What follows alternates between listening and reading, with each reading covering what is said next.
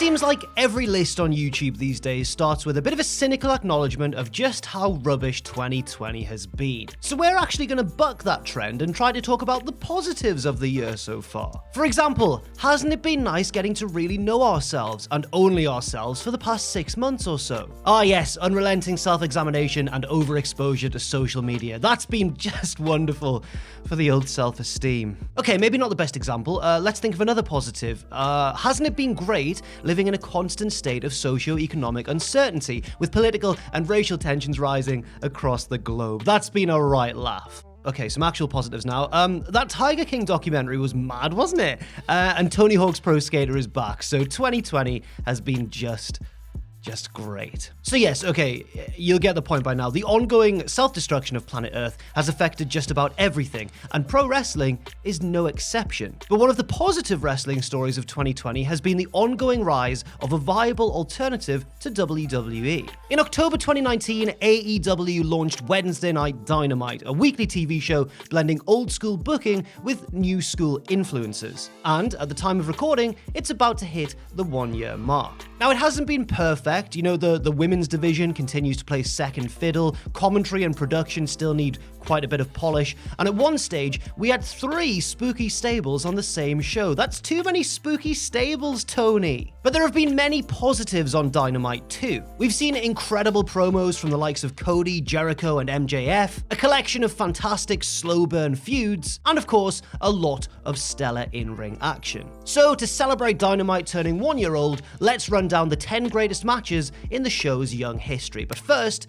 a few honorable mentions. Nick Jackson versus Phoenix, Cody versus Darby Allin on New Year's Day, MJF and Wardlow versus Jungle Boy and Luchasaurus from Fyter Fest Night 1, Brody Lee absolutely destroying Cody for the TNT title, and most recently, Thunder Rosa versus Serena Deeb. Also, a very special last-minute shout-out to the recent Santana and Ortiz versus Best Friends parking lot fight, which happened pretty much a matter of hours before I recorded this video, so cheers AEW, thanks very much. That's massively inconvenient of you. And so, without any further ado, I'm Jack from Cultaholic.com, and these are the 10 best matches from the first year of AEW Dynamite. Join us.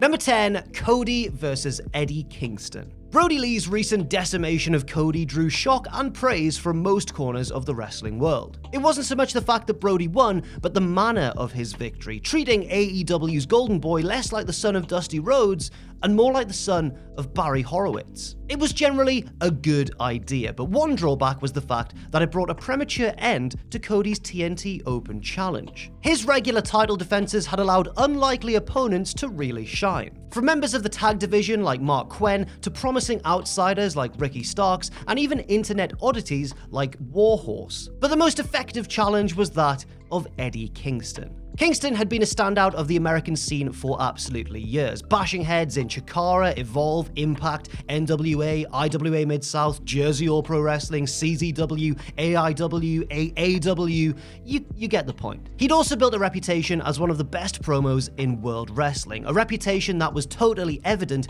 when he strolled unannounced into Daly's Place this July and demanded a no DQ match for the title. Cody accepted, and the pair had a wonderful brawl, the sort of style we're not used to seeing Cody wrestle on a regular basis. This was kind of a mini version of a Mick Foley Prove Yourself match, you know, the hardcore icon having made men of Triple H, Randy Orton, and even Edge over the years. Well, Eddie Kingston did the same for Cody here, proving that the pretty little prince of pro wrestling could actually take a serious beating when he needed to. And Cody did eventually pick up the win, but he had to go through a lot to get there. And by a lot, we mean he had to go through a few dozen thumbtacks, naturally. Kingston didn't really lose though, because his efforts earned him an AEW contract and a bright future in difficult times. Number 9, SCU versus Hangman Page and Kenny Omega. Alright, look, this match is a gigantic nerd who happens to be one of the greatest wrestlers in the entire world, teaming up with a drunk cowboy to win the tag belts on a cruise ship in the Bahamas. I don't think we need to say any more. But as well as being totally appealing enough on the surface, this match was especially great because of its depth. Page and Omega were expected to be two major single stars in AEW, but both lost crucial matches to Chris Jericho, allowing him to dominate the early months of the promotion. So, despite a major personality clash, the pair began to find success in tag team competition, eventually securing a title shot against inaugural tag champs SCU. Kazarian and Sky had surprised everybody in becoming AEW's first tag team title holders, winning a tournament that many expected to be won by either the Young Bucks or the Lucha Bros. So this match saw two very intriguing teams clash in just a great contest. And the star of the show was probably Hangman Page, breaking up a pinfall attempt at the last second, obliterating Scorpio Sky on the ramp, and taking care of Frankie Kazarian back in the ring to win the gold for his team. As the Young Bucks attempted to crash the celebration and congratulate Kenny, Hangman set the scene for their future clash, just crowd surfing away from the Elite with a beer in one hand and his belt in the other. Just perfect. Number 8, Riho versus Nyla Rose. Just a quick spoiler for the rest of the list right now, this is the only women's match in our top 10, and there's a reason for that. If there's one main weakness of Dynamite in its debut year, it is almost certainly the women's division. This is partly through bad luck, such as injuries to key figures like Chris Statlander and Dr. Britt Baker, and also of course the lockdown, meaning that we haven't seen fan favorites like Riho and Yuka Sakazaki for quite some time. But it's also partly down to AEW's own inconsistent booking. The women's division is rarely given a significant amount of time on Dynamite, and quite a few creative decisions have been questionable, to put it mildly. Can we just pretend the Nightmare Collective never happened? AEW certainly seem to be doing just that. On pay-per-view, the story has largely been different, with AEW at least blowing off their questionable women's rivalries with some great matches like Riho versus Emi Sakura, Hikaru Shida versus Nyla Rose, and most recently, Shida's great clash with NWA champion Thunder Rosa. So, in summary, there are pretty slim pickings in terms of great women's wrestling on weekly TV. I mean, Penelope Ford had a good match with Hikaru Shida back in July, but she was a last-minute replacement and the storyline was quite lacking. And just a few weeks ago, Thunder Rosa and Serena Deeb put on a bit of a technical clinic, but again, it didn't have much of a foundation to it. But Riho's title loss to Nyla Rose, now that had a background and a half. The pair clashed on the very first episode of Dynamite to decide an inaugural women's champion, with Riho scoring an underdog win over her much larger foe, but we're not talking about that match. And then on New Year's Day, the Joshi star again slipped out of Nyla's grasp with her reign intact, this time in a four-way match also involving Baker and Shida. But again, we're not talking about that match either. It seemed only a matter of time until Riho's reckoning finally came. And that happened on the 12th of February, our favourite women's match on Dynamite so far. It was a classic David versus Goliath battle, with Riho showing craftiness and bravery in equal measure. Ultimately though, it was Nyla Rose who was finally able to defeat her nemesis, surviving a flurry of double foot stomps from the top rope and eventually crushing Riho with a big spear and a beast bomb for the win. Number 7, Jon Moxley versus Darby Allin. Now this one may have a little bit of recency bias about it, but we'll stand by our decision for now. And in our defense, it was very, very good. AEW's world title picture has largely been pretty excellent, from the classic 80s heel reign of Chris Jericho to the grimy Attitude Era babyface reign of Jon Moxley. And despite a handful of good title matches on Dynamite, big clashes like Jericho versus Cody and Jericho versus Moxley have been, rightly, saved for pay-per-view. But that doesn't mean that Dynamite's world title matches haven't shone as well, especially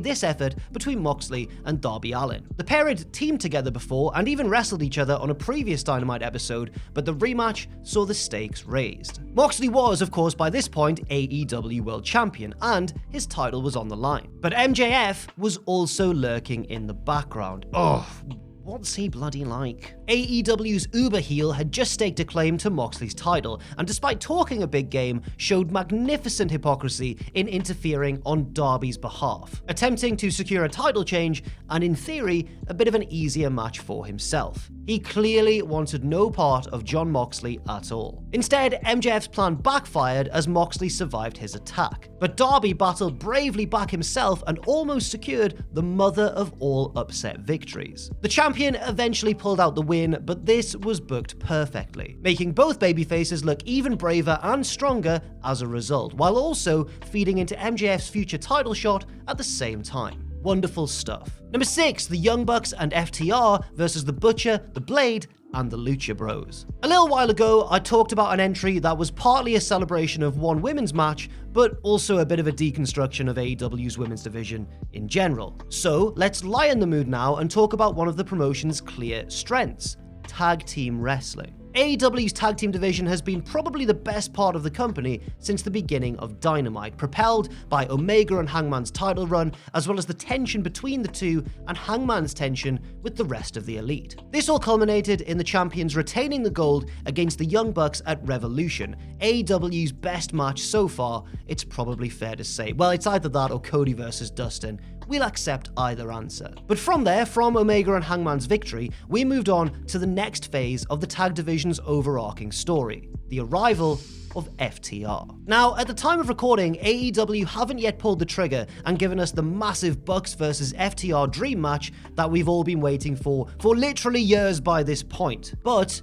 we're definitely on the road to it. A key step in the right direction came on night 2 of Fyter Fest 2020, which does count as an episode of Dynamite. No, you're wrong. Get out of my comments section, please. FTR and the Bucks made for very uneasy partners in a big 8-man clash against Penta, Phoenix, the Butcher, and the Blade. Having Matt, Nick, Dax, and Cash on the same team gave this bout a compelling uniqueness, mixing the arrogant cockiness of the Young Bucks with the arrogant cockiness of FTR. Okay, no, it wasn't really that. Well, yes, partly it was that, but the real drama came in the blend between FTR's incredible grasp of basic tag psychology and the Bucks' incredible grasp of all that flashy extra stuff. It also featured one of the most preposterous Canadian destroyers ever captured on film, so that's certainly a bonus. But just when it looked like this super team were going to pull out the victory, their constant one-upmanship cost them dearly, as the heels, who by the way were an excellent team in their own right, picked up a shocking victory. But maybe it shouldn't have been so shocking a victory, because after all, they had Phoenix on their side, who bloody loves a big multi-man tag match, he does. Number 5, Chris Jericho and Sammy Guevara versus Kenny Omega and Matt Hardy. It feels quite wrong at the moment to heap praise on one of AEW's wild backstage brawls, especially one featuring Matt Hardy. That's because at the time of recording, we're not very far removed from Matt's terrifying fall at All Out and the profoundly unwise decision to let him continue. But back in May, in the midst of the feud between the Inner Circle and the Elite, Matt Hardy made his in-ring debut in a far more enjoyable Falls Count Anywhere street fight. Well, not really in-ring debut, but you know what we mean. With AEW building towards the wonderfully overblown Stadium Stampede match at Double or Nothing, we were treated to kind of a mini version on Dynamite, which was just as chaotic, just as silly, and just as fun. I don't really know how else to talk about this match other than by listing its big moments and basically letting them speak for themselves, so here we go. We had Matt Hardy locked in an icebox only to later re-emerge as his Damascus persona. We had Kenny Omega moonsaulting off a bloody scissor lift like he was back in his DDT days in Japan. And of course, we had the now iconic running down of Sammy Guevara in a golf cart. What a bump. Ultimately, the heels won after interference from the rest of the Inner Circle, but of all the matches on this list, this one was less about the destination and more about the journey. The absolutely ludicrous journey, yes, but you know, the journey. Number 4, the Young Bucks versus Private Party. One of the big fears ahead of Dynamite's launch was the idea that AEW's executive vice presidents would make themselves the focal point of the show, constantly beating newer talent and not allowing anybody to get more over than themselves. Thankfully, this has since proven to be largely untrue. I mean, yes, the Elite Boys do win a hefty share of their matches, but none of them have held the company's top title, and their losses have been used to elevate various other roster members such as Pac, MJF, and Brody Lee, amongst many others. Even in victory, the EVPs have actually been quite selfless. Cody's TNT title run shone a spotlight on a diverse range of opponents, and Kenny Omega's stint in the tag division has allowed many others to impress in singles action in his absence. But I think it's fair to say that if fans were worried about anyone putting themselves over at the expense of their opposition, it wasn't Cody, and it wasn't even Kenny Omega, it was probably the Young Bucks. So when AEW's first few episodes featured a tag title tournament to decide the inaugural champions, it seemed pretty much a foregone conclusion that the gold would either belong to the Jacksons or their closest rivals, the Lucha Bros, and nobody was really looking further than that. Instead, shockingly, the Bucks were eliminated in the very first round. Not only that, but the Bucks lost to a very new tag team in the form of Private Party, a duo who had never featured in a major promotion before. Mark Quinn and Isaiah Cassidy sent Matt and Nick packing in a textbook display of how to elevate less familiar stars in the eyes of a big audience. Matching the Bucks in terms of athleticism and flair, it seemed as though Private Party would eventually fall after a valiant effort. But instead, to the surprise of just about everyone, the younger team reversed the Meltzer driver and pulled off one of AEW's most shocking upsets to date. Then, they celebrated wildly in the crowd a lot for a long time, for a very, very long time. But you can hardly blame them, can you? Number 3, Cody versus Wardlow. It's no secret that Cody loves old school wrestling. It makes sense, being the son of a legend and all, and one only has to look at his storylines with the likes of Nick Aldis, Shawn Spears, Chris Jericho, MJF, and of course his own brother Dustin to see that old mid-Atlantic influence seeping through. Those feuds were all blown off on pay-per-view, but it was the rivalry with MJF that brought Cody's wonderful brand of storytelling to weekly TV. In order to secure a match with his treacherous former friend, Cody wasn't allowed to harm MJF until Revolution, and even had to take 10 lashes from his opponent. And there was also the small matter of beating Wardlow. In a steel cage, by the way. To say this match was a challenge would be an understatement. The pair had only just over 10 minutes of TV time remaining to tell a very complex story, and were closing probably the best single episode of Dynamite since the show's entire launch. In fact, this match took place immediately after the next match we're going to talk about on this list. So yeah, the challenges were pretty immense. Oh, and we forgot to mention as well, it was Wardlow's AEW debut too, so no pressure lads, best of luck. And in terms of moves and action, this is easily the most simple match in our top 10, but that is in no way a bad thing. The pair went back to basics with a beloved, busted open good guy taking it to his rival's big scary henchman. And Cody's climactic moonsault from the very top of the cage may have been something from a slightly newer age, but it put a firm exclamation point on a match straight from the 1980s. Number 2, Hangman Page and Kenny Omega versus the Lucha Bros. We're sticking with the exact same show as our last entry now, but going one match beforehand chronologically for a big tag title defense. As we've made clear by now, and honestly, as AEW have also loved making clear by now, their tag team division is very, very strong. You might have heard them mention it once or twice. And to be honest, you can't blame them for being very proud, because when you've got tried and tested teams like the Young Bucks, FTR, the Lucha Bros, Uno and Grayson, and SCU, mixing it with bright newer talents like Private Party and Jurassic Express, you're pretty much onto a winner. There's crowd-popping babyface teams like Best Friends and malicious heel teams like Proud and Powerful, but the division's most impressive tag team hadn't even teamed together before Dynamite began. We've already talked about Hangman and Omega earlier on, but things really started to kick into gear after they won the tag belts on that cruise ship. Suddenly, Hangman's relationship with the rest of the Elite was almost at breaking point, and everybody had to get on the same page to fight off the inner circle. On top of all that, Omega and Page were still regularly defending their tag belts, and the best televised defense certainly came against the Lucha Bros. It's hard to tell whether AEW have helped or hindered Penta and Phoenix by focusing on them entirely as tag team stars. Because a few years ago, Lucha Underground showed us the immense talent of both in a singles capacity, but then on the other hand, there's no denying their electric ability as a team. And that ability was on full display in this match as all 4 men brought their A game. The bout was wrestled at a bit of a frantic pace, but it also contained slightly slower moments, allowing the drama to grow. Phoenix was, as always, the athletic standout, but the emotional center of the match was definitely Hangman Page. He accidentally blasted Kenny Omega with a buckshot lariat, only for Kenny to survive the subsequent penta driver and pinfall attempt, making it one of the near falls of the entire year. From there, the champs went on to retain, and the Young Bucks came out to help a banged up Omega back to his feet, making Hangman feel awkward because, that's your opponents for the next pay-per-view, Kenny. What are you doing? This led to the match at Revolution, one of the matches of the year, maybe even the match of the year, and the rest is history. And finally, number 1, Kenny Omega versus Pac. The Honey Badger versus the Best Bout Machine. Raw aggression versus refined grace. Newcastle upon Tyne versus Winnipeg, Tokyo? Is it Jacksonville now?